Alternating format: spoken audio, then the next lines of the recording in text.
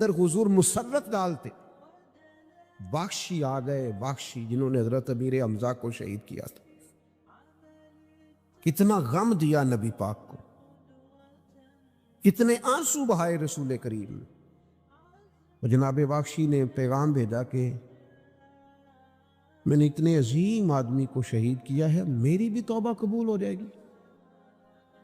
میں سچے دل سے آ جاؤں تو قبول کر لیا جاؤں گا. یہ میرے محبوب کا انداز ہے بشارت دینے کا. رسول کریم علیہ السلام فرمانے لگے تو آ، رب رسول کا وعدہ ہے تیری توبہ بھی قبول کی جائے گی. دو لوگ بیٹھے تھے نا حرم مکہ میں.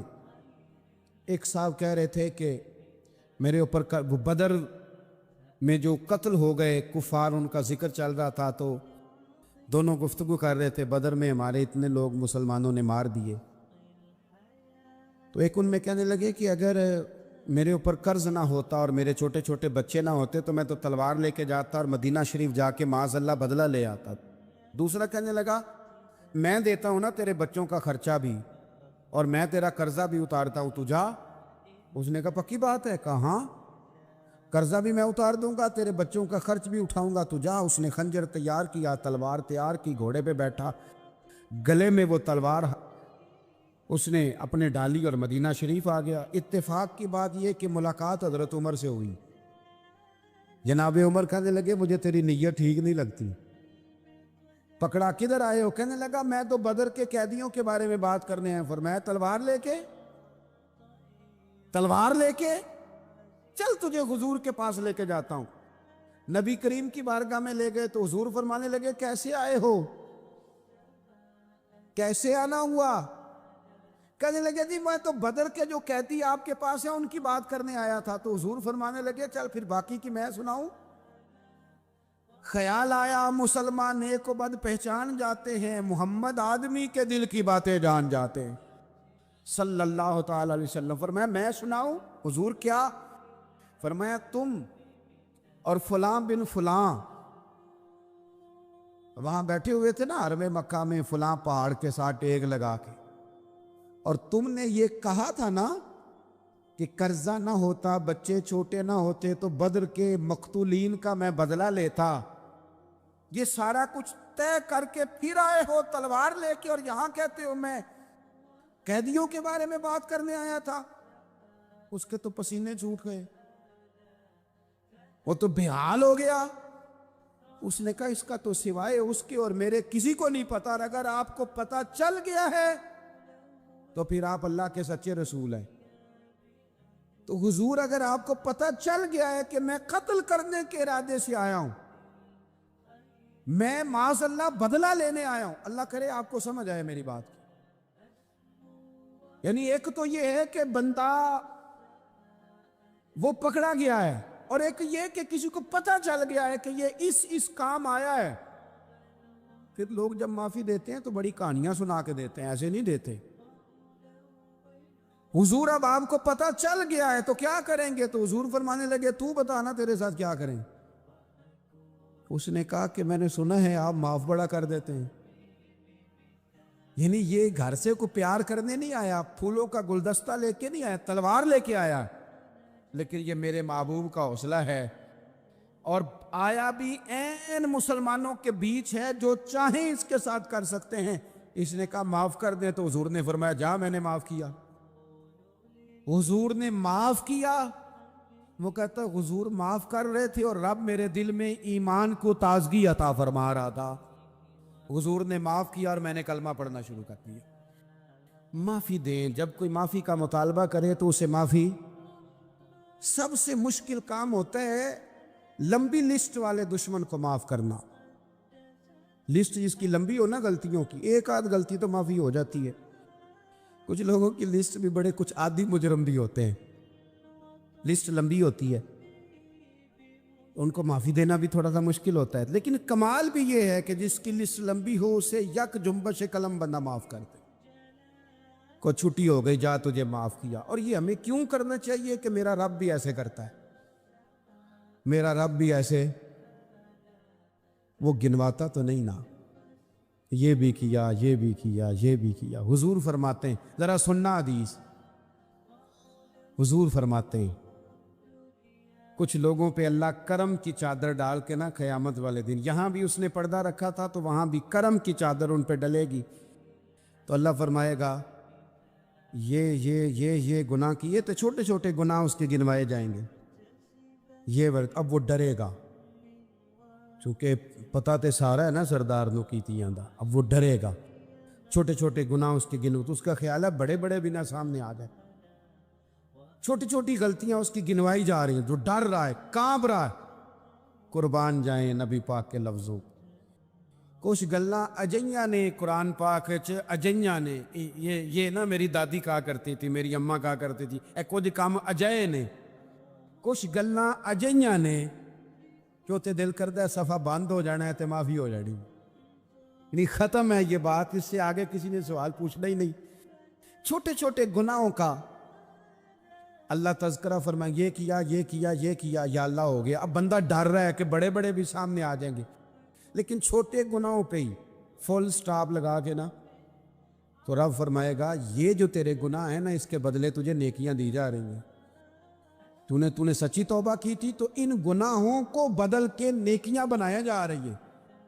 پہلے ڈر رہا تھا، حضور فرماتے ہیں، اب فٹافٹ بول پڑا، کہنے لگا یا اللہ میں نے تو بڑے بڑے بھی کیے ہیں، یعنی اگر چھوٹوں کی نیکیاں بن گئی ہے تو وہ پاپ کدھر ہیں بڑے بڑے، وہ میرے کدھر ہیں۔ کریم یہ بات کر رہے ہیں اور صحابہ رو رہے ہیں، میں نے تو بڑے بڑے بھی کیے ہیں، بڑے بڑے کدھر ہیں۔ اللہ تعالیٰ بندوں کو معاف فرماتا ہے، رب اپنے بندوں کو وہ معاف کرتا ہے۔ اگر اللہ معاف نہ کرے تو جتنے جرم ہمارے رب کو ہمارا پتہ ہے، بتاؤ سویرے روٹی ملے، سانس ملے، شعور قائم رہے، جب مالک اتنا معاف کرتا ہے تو ہم اس کے بندوں کو کیوں نہیں معاف کرتے؟ کر دے معاف۔ پکے لوگ کھڑے تھے، پکے دشمن کھڑے تھے فتح مکہ کے دن حضور کے سامنے، اور کچھ لوگ ایسے ہوتے ہیں جن سے امید نہیں ہوتی، اپنے ہوتے ہیں کہ یہ والا جملہ، اور بندہ کہتا ہے یار تجھے تو نہیں نہ کہنا چاہیے تھا، کوئی اور کہتا مجھے، کہتے ہیں، یہ نہ سمجھیں کہ لوگ کہتے نہیں، کہنے والے یہ بات ہی آپ چھوڑ دیں کہ کوئی آپ کو کچھ کہے گا نہیں، یہ چھوڑ دیں۔ مخلوق تو اس طرح کی بات ڈھونڈ کے لاتی ہے کہ انسان پریشان ہو جاتا ہے کہ یار میں یہ کر سکتا تھا، میں نے کیا نہیں، اور جو میں نے کیا نہیں وہ تو نے میرے کھاتے ڈال دیا ہے۔ ایسے لوگ سامنے کھڑے ہو گئے فتح مکہ کے دن کہ جن کے چہروں سے ان کی زیادتیاں عیاں ہو رہی، ان کے ظلم چھلک رہے تھے چہروں سے، حضور کے سامنے کھڑے ہیں، کانٹے بچھانے والے بھی، روڑے مارنے والے بھی، گلے میں رسیاں ڈال، سارے کھڑے ہیں۔ حضور نے فرمایا بتاؤ تمہارے ساتھ کیا سلوک کروں؟ انہوں نے کہا آپ کریم ہیں، تو حضور نے پتہ کیا کہا؟ قرآن پاک میں ایک سورہ یوسف ہے، کچھ لوگوں کو لفظ یہ قصہ بھی بڑا برا لگتا ہے، تو اللہ فرماتے ہیں نحن نقص علیک احسن القصص، محبوب ہم آپ کو ایک سونا قصہ سنانے لگے ہیں۔ اس کو اللہ نے قصہ کہا، سونا قصہ، سورہ یوسف کو۔ تو سورہ یوسف کیا ہے بھلا؟ ذرا انداز دیکھیے سورہ یوسف کا۔ پہلے حضرت یوسف لاڈلے ہیں باپ کے، لاڈلے، پھر اسی جناب یوسف کے منہ پہ تماچے ہیں، پھر وہی جناب یوسف کنویں میں ہیں، پھر کنویں سے بچ گئے، کنویں میں گرا بھی بندہ کبھی بچتا ہے، بچ گئے، اللہ کی شان ہو تو بچ جاتا ہے، بچ گئے۔ فرماتے ہیں میں نے سمجھا بچ گیا ہوں، جب بچ گیا تو بڑی تکلیف ہوئی۔ بھائیوں نے کہا ہمارا غلام ہے، ہم نے بیچنا ہے، سگے بھائیوں نے بیچا، جو باپ کی طرف سے سگے تھے بیچا۔ فرماتے ہیں میں بکا، اب بڑا پریشان تھا کہ یار کبھی آپ غور کریں نا کسی کا ریٹ لگ جائے۔ فرماتے ہیں اب بڑا پریشان تھا، اور جب میں مصر میں گیا تو میں کونے میں کھڑا ہوں اور لوگ مجھے خرید رہے ہیں۔ محبت میں یہ قصہ سنانا تو آسان ہے کہ بی بی اٹی لے کے آ گئی تھی، پر جو بیک رہا ہے اس کا بھی تو حال دیکھو نا کیا ہے، اس کے ریٹ لگ رہا ہے۔ یہ بھی تو بڑی. اور جناب یوسف کہتے ہیں پھر عزیز مصر نے خرید لیا تو بادشاہ کے گھر گیا تو کچھ سکھ کا سانس آیا. یہ حضرت یوسف ہیں, یہ لاڈلے ہیں. فرماتے ہیں سکھ کا سانس لیا ہی تھا کہ جناب زلیخا نے الزام لگایا, اور وہ غلطی معاذ اللہ جس کا تصور بھی نہیں, اس کی پاداش میں سالوں جیل کاٹا. لیکن خدا کی حکمت ہے نا, اللہ کا کرم ہے نا, جس ملک کے وہ قیدی تھے رب نے اسی ملک کا حکمران بھی بنا دیا. یہ اللہ کی حکمت ہے نا, تقاضے ہیں نا. صبح کے تخت نشین شام کے مجرم ٹھہرے, ہم نے پل بھر میں نصیبوں کو بدلتے دیکھا. وہ جو چاہے جب چاہے کر دے. تو جب وہی بھائی مجبور ہو کر سوالی بن کر سامنے آئے ہیں, پتہ کیا ہوتا ہے, بندہ معاف کر دیتا ہے. بہت سارے لوگ معاف کرتے ہیں پر کہانیاں سنا کے, پتہ جے نا ادو کی آکھیا ساجے, پتہ جے نا ادو کی کیتا ساجے, پھر پتہ جے نا تسی اے بھی آندے سو. یہ ساری کہانیاں سنا کے. لیکن حضرت یوسف کے سامنے کھڑے ہو گئے. جناب یوسف نے بات چھیڑی کوئی نہیں, فرمایا تم سے بات ہی کوئی کرنی, جاؤ تمہیں سارا کچھ معاف کیا. اب جب یہ لوگ مکے والے حضور کے سامنے کھڑے, اس طرح معافی دینی چاہیے. یہ جب سامنے کھڑے ہوئے تو حضور نے فرمایا پتہ تمہارے ساتھ کیا سلوک کرنے والا ہوں. کہا حضور نہیں. فرمایا وہی جو جناب یوسف نے بھائیوں کے ساتھ کیا تھا. پچھلا صفحہ پلٹنا ہی کوئی نہیں, جاؤ تمہیں معاف کیا, جاؤ تمہیں معاف کیا, جاؤ تمہیں معاف کیا. اور صرف معاف نہیں کیا, ساتھ عزت بھی دی. سب سے زیادہ مقابلے تو حضرت ابو سفیان نے کیے تھے نا,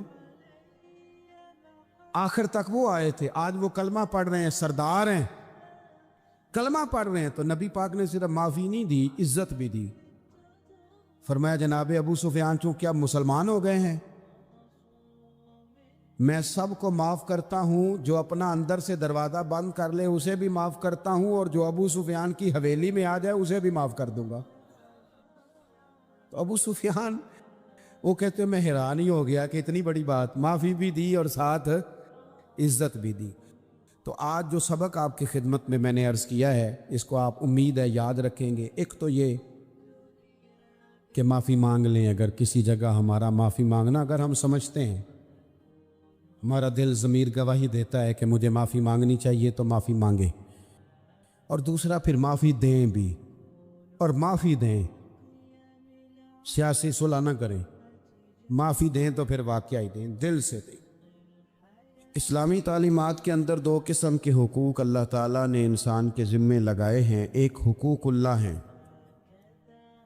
اور ایک حقوق العباد ہیں. حقوق اللہ بھی بڑی ضروری ہیں. بعض لوگ حقوق العباد کی بات کرتے کرتے حقوق اللہ کا معاملہ انتہائی سادہ کر دیتے ہیں. وہ بھی بڑے ضروری ہیں. یعنی کیوں بندہ فارغ بیٹھا ہے اور بیٹھے بیٹھے اس نے بلا وجہ کیوں نماز چھوڑ دی؟ اسے کوئی مصروفیت نہیں تھی, کیوں اس نے نماز کا ترک کیا؟ ڈھیر سارے جوانوں کو میں دیکھتا ہوں کوئی خاص کام نہیں ہے, لیکن اس کے باوجود وہ جماعت کے ساتھ نماز ادا نہیں کرتے. تو عرض کرنے کا مقصد یہ ہے کہ کیوں نہیں جماعت کے ساتھ نماز پڑھی جا رہی؟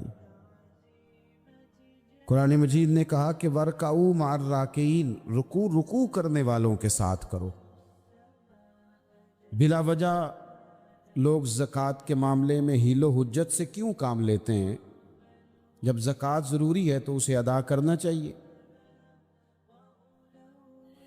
اسی طرح بہت سارے لوگ ہیں جو مالی وسعت کے باوجود حج کے لیے حاضری نہیں دیتے, تو انہیں جانا چاہیے.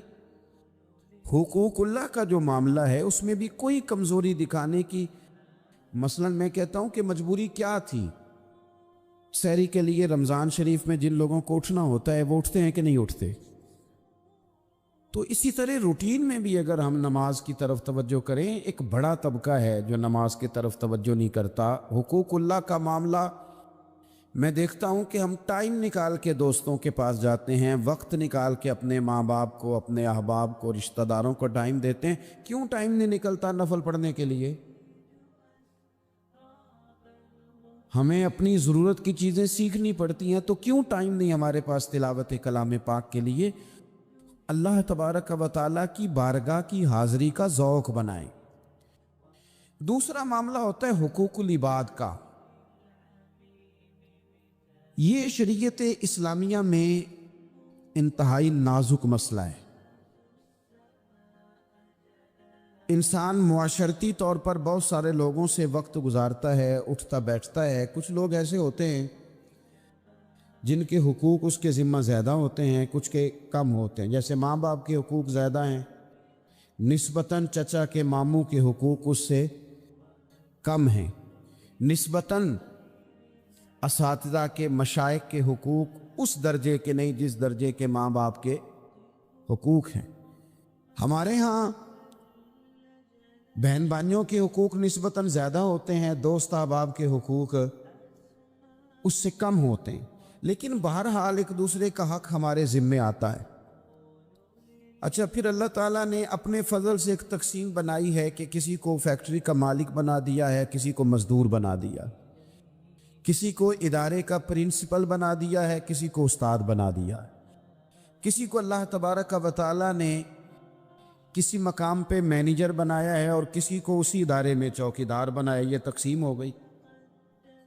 اب اس میں نزاکت پیدا ہو جاتی ہے کہ جو مالک ہے اس نے زیادہ خیال رکھنا ہے مزدور کا، اپنے ورکر کا، اپنے ملازم کا، چوکیدار کا، اس نے زیادہ خیال رکھنا ہے۔ ہوتا یہ ہے کہ ہم جتنے زیادہ بڑے ہوتے جاتے ہیں اتنے زیادہ آرام پسند ہوتے جاتے ہیں۔ ہمارا یہ خیال ہوتا ہے کہ حق تو صرف ملازم کا ہے کہ وہ ہمارا خیال رکھے، حق تو صرف مرید کا ہے وہ پیر صاحب کے لیے ہر طرح کا ادب بجا لائے، حق تو صرف شاگرد کا ہے۔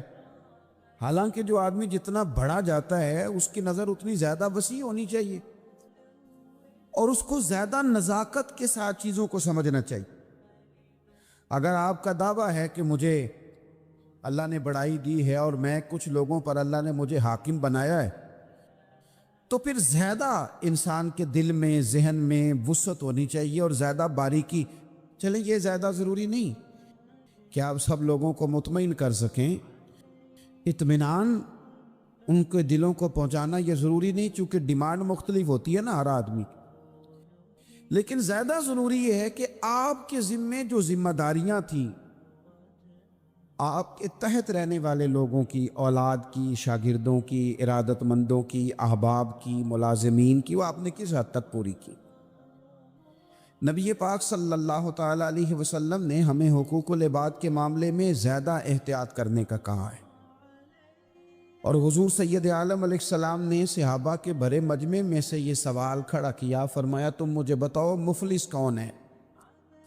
غریب، تنگ دست اور بالکل تہی دست بندہ کون ہے؟ ہمارے ہاں سارے لوگ، یہ رمضان شروع ہوتا ہے تو لوگ کہنا شروع کر، پیر صاحب دعا منگو، حالات بڑے خراب ہیں۔ مثلاً کیا خراب ہے حالات؟ شامی روٹی نہیں لبدی۔ حالات صرف یہ خراب ہیں کہ پڑوسی نے پجارو لے لی اور مجھے نہیں ملی، اتنے ہی حالات خراب ہیں، اس سے زیادہ تو نہیں۔ حالات اتنے ہی خراب ہیں کہ جو باہر بھائی چلا گیا تھا اس نے فلانی سوسائٹی میں پلاٹ لے لیا، میں پیچھے رہ گیا ہوں، اس سے زیادہ تو کوئی ایسا معاملہ نہیں۔ کتنے سارے لوگ ہیں جو اس بات کا اظہار کرتے ہیں۔ پھر میں نے یہ دیکھا ہے کہ بلا وجہ کے بعد لوگ شکوے کرتے ہیں، میں دیکھو جی میرا بھائی ہے، میرا دوست ہے، میرا رشتہ دار ہے، پڑوسی ہے، تو اس نے گاڑی بدل لیا ہے، موبائل بدل لیا ہے، فلانی چیز اس نے لے لیا، میرا خیال نہیں رکھا۔ بھئی مثلاً آپ کا کیا خیال رکھنا چاہیے تھا؟ نہیں، اس نے موبائل لیا ہے 3 لاکھ کا، تو آپ کا خیال ہے کہ میرا یہ خیال رکھتا کہ 1.5 کا مجھے لے دیتا، 1.5 کا وہ یہ لے لیتا۔ یہ مطالبہ غلط ہے شریعت میں۔ آپ کے جو ذمے، اس کی ذمہ داریاں جہاں تک بنتی ہیں وہاں تک تو وہ ادا کرے گا۔ دیکھیں نا، شریعت اسلامیہ بڑا پیار کرتی ہے بندے کے ساتھ، تو کھرب پتی بندے پر بھی شریعت نے یہ نہیں قدغن لگائی کہ تو کھرب پتی ہے تو اس طرح کر 40% زکوٰۃ دے، یہ نہیں کہا۔ لاکھ پتی بھی 2.5% ہی دے گا اور ارب کھرب پتی بھی 2.5% ہی دے گا۔ اگر اس کے دل میں وسعت اللہ نے پیدا کیا تو وہ لوگوں کا خیال کرے۔ تو حقوق العباد کے معاملے میں بعض تو ہمارے مطالبات ہیں جو مطالبے سرے سے درست نہیں، سرے سے ٹھیک نہیں۔ لیکن جو بعض اوقات ہمارے وجود سے، لہجے سے، آنے جانے سے ٹھیس پہنچ جاتی، میں پرسنلی بعض چیزوں کو نوٹ کرتا ہوں اور مجھے ان کا بڑا خیال رہتا ہے. میں محسوس کرتا ہوں کہ نہ چاہتے ہوئے بھی ہمارے رویے سے بعض لوگوں کو تکلیف ہوتی ہے، نہ چاہتے ہوئے. تو حقوق العباد کے مسئلے میں ہم زیادہ کمزور ہو جاتے ہیں. آج یہ سوچنا ہے کہ وہ جو میری ذمہ داریاں ہیں، جو شریعت نے، دین نے، اسلام نے، اور کچھ میں نے خود کہیں شاگرد بن کر، کہیں ارادت مند بن کر، کسی جماعت کا ممبر بن کر، کسی مسجد کی ذمہ داری لے کر، کسی ویلفیئر کام کی ذمہ داری لے کر، کسی غریب کی ذمہ داری لے کر، کسی مزدور کی ذمہ داری لے کر، جو میں نے اپنے اوپر خود چیزیں ضروری قرار دے لی ہیں، میں ان میں کہاں تک کامیاب ہو سکا ہوں. اپنی ذمہ داریوں کا حضرت معاویہ بن خدیج رضی اللہ تعالیٰ عنہ ایک صحابی ہیں، وہ فرماتے ہیں کہ مجھے حضرت عمر نے کہیں بھیجا تھا جہاد کے لیے، تو میں وہ کامیابی کی خبر لے کر دوپہر کو لوٹا. تو عرب شریف کے اندر چونکہ گرمی زیادہ ہوتی ہے، میں نے مناسب نہیں سمجھا کہ میں حضرت عمر کو دوپہر کو جگا کے خبر دوں کہ حضور بے فکر ہو جائیں، اللہ نے کامیابی دے دی. میں نے شام ہونے کا انتظار کیا. یہ ان کے اچھے اخلاق کی علامت. اعلیٰ ظرفی کی بات بتا رہے ہیں، کہتے میں نے شام ہونے کا انتظار کیا. مغرب کے وقت یا عصر کے وقت میری ملاقات ہوئی تو میں نے حضرت عمر سے کہا کہ حضور الحمدللہ اللہ نے کامیابی دے دی. جس مہم پہ آپ نے بھیجا تھا وہ اللہ کے فضل سے اس مہم سے کامیابی ہو گئی. تو حضرت عمر فرمانے لگے دیر سے کیوں آئے؟ مجھے تو امید تھی کہ تم سرے دوپہر آ جاؤ گے.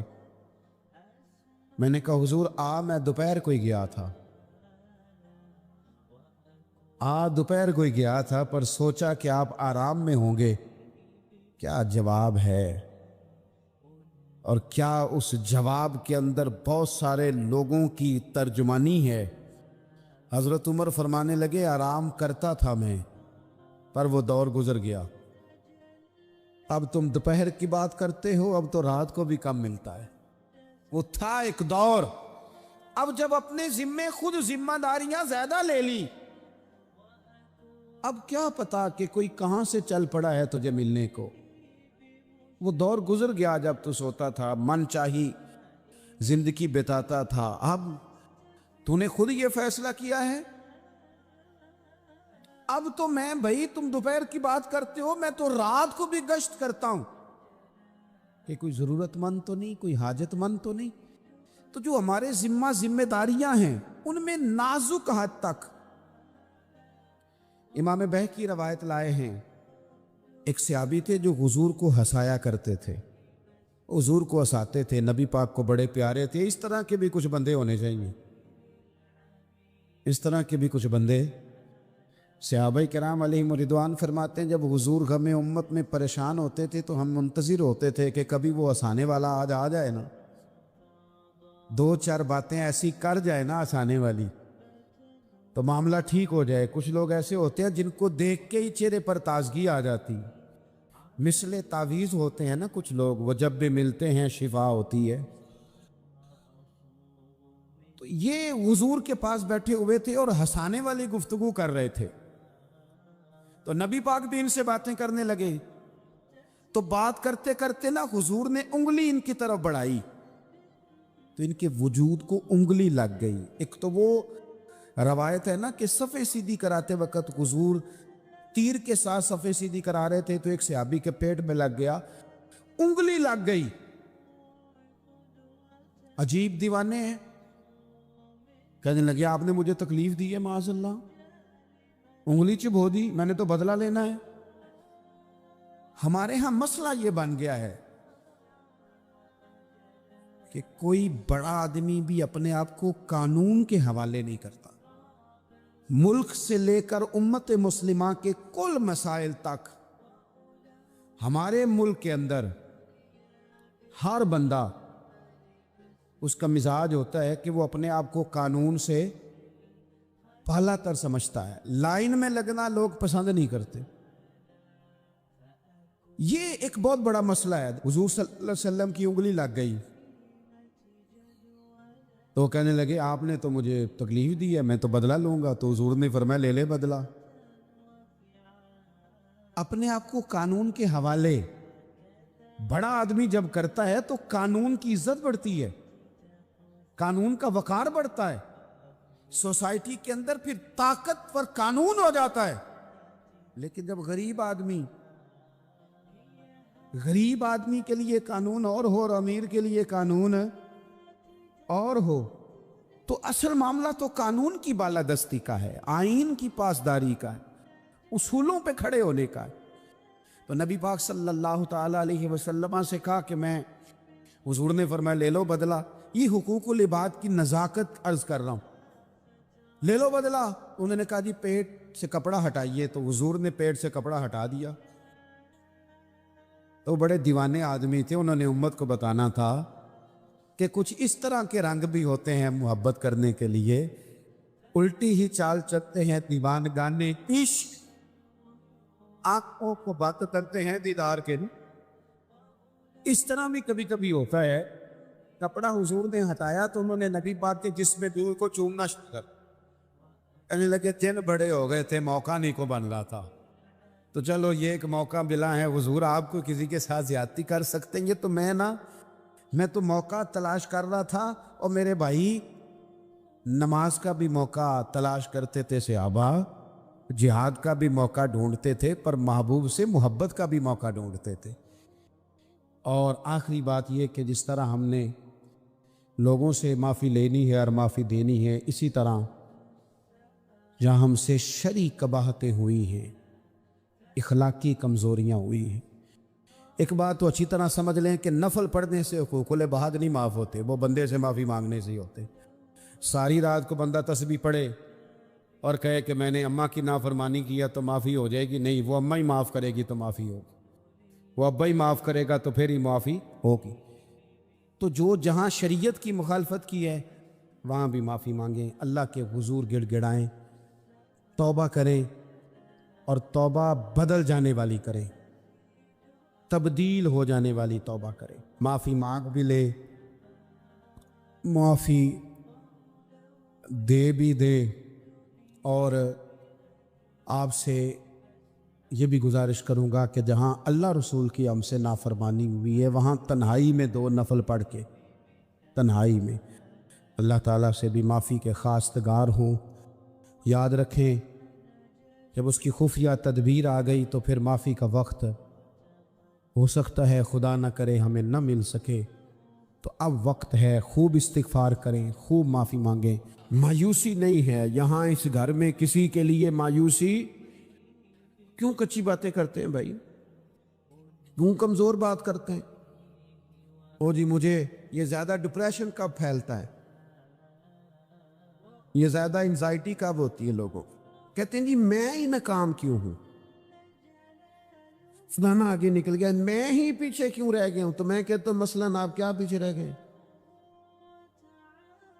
आपका कद काठ है, आंखें ठीक हैं, हाथ ठीक हैं, पैर ठीक हैं, कद सब के हिसाब से बड़ा हुआ है, घर आप सोचते हैं पीछे आगे पीछे जाने का क्या मतलब समझते हैं? आपके पैसे हो तो बंदा आगे जाता है।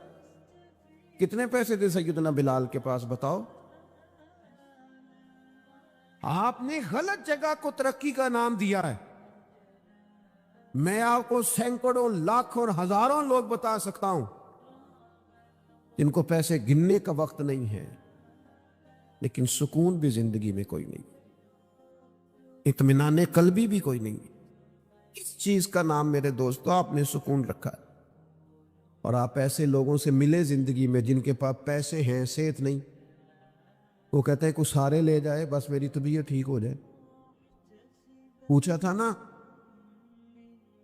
हजरत बहलोल दाना पानी मांगा गर्मियों में हारून रशीद ने, तो पानी का प्याला करीब करने लगे तो बादशाह थोड़ी देर पहले बड़ी बातें कर रहा था कि मैं बादशाह हूं, तो हजरत बहलोल दाना फरमाने लगे एक बात तो बता, अगर पूरी सल्तनत में पानी ना मिले तो कितने को दे देगा तू? कहने लगा जी आधी सल्तनत दे के भी पानी का प्याला ले लूंगा। तो आप फरमाने लगे अगर ये पानी तो पिए और फिर खुदा न खास्ता तेरा ये पानी खराज ना हो, तकलीफ हो जाए, मसाने में पेशाब ना आए और तू दर्द से कर रहा है तो फिर क्या करेगा? कहने लगा जी अल्लाह माफ करे, उस वक्त तो दिल करेगा सारी सल्तनत दे दूं, فرمانے لگے کیا نتیجہ نکلا دولتوں کا، حکومتوں کا کیا نتیجہ نکلا؟ او بھائی تیری صحت ٹھیک ہے، یہ بھی تو کامیابی ہے۔ او میرے بھائی تیرے گھر میں ماں باپ موجود ہیں، یہ بھی تو کامیابی ہے۔ رب نے اولاد دے رکھی ہے، چھوٹی کامیابی ہے۔ بہن بھائی ہیں، چھوٹی کامیابی ہے۔ کائنات کی سب سے بڑی کامیابی یہ ہے کہ تو محمد عربی کا کلمہ پڑھتا ہے، تو رسول اللہ کا غلام ہے۔ آپ دنیا میں گھوم کے دیکھیں، پی ایچ ڈی کی ڈگری رکھتا ہے، دنیاوی طور پر اتنا